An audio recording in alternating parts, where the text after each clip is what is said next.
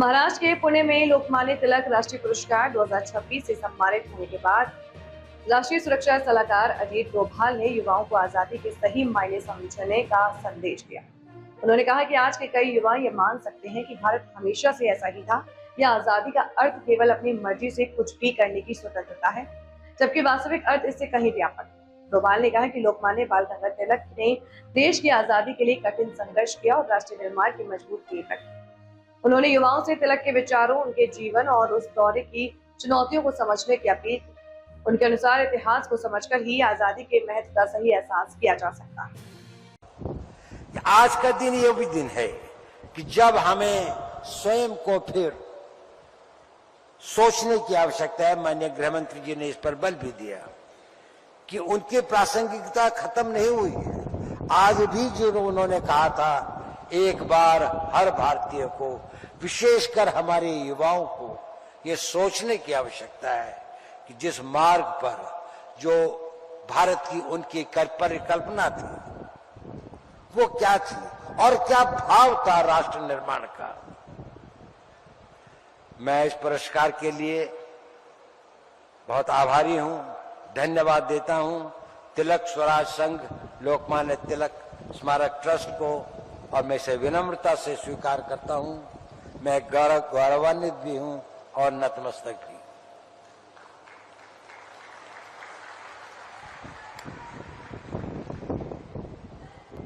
लोकमान्य तिलक जी के जीवन को समझना, उनकी गहराइयों को देखना, उसके लिए उस समय के काल, उस समय के मजबूरियां, उस समय की दयनीयता को शायद हम लोग उसकी कल्पना नहीं कर पाते। विशेषकर जो हमारा युवा वर्ग है वो सोचता है शायद भारत हमेशा ऐसा ही था, जिसे हम स्वतंत्रता कहते हैं। शायद उनको लगता है कि स्वतंत्रता केवल वह करने की जो आपकी इच्छा है। स्वतंत्रता ये नहीं थी। जिन लोगों ने स्वतंत्रता के लिए अपने प्राणों को न्यौछावर किया, जिन लोगों ने इसके लिए संघर्ष किया, जिन लोगों ने हमें इसका नेतृत्व दिया, लोकमान्य तिलक उसके सिरमौर थे। उसके उनका जो व्यक्तित्व था, उनका जो समय था, उस वक्त तक वो आवाज उठाने की हिम्मत बहुत लोगों में नहीं थी। लोगों में एक त्रासदी थी, एक पीड़ा थी, एक वेदना थी, एक करा रहा था समाज।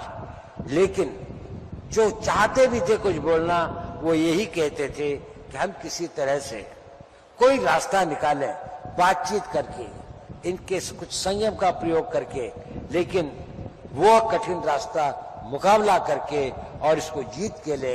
ये शायद ये इसका नेतृत्व और इसका भाव उन्होंने ही देश को दिया।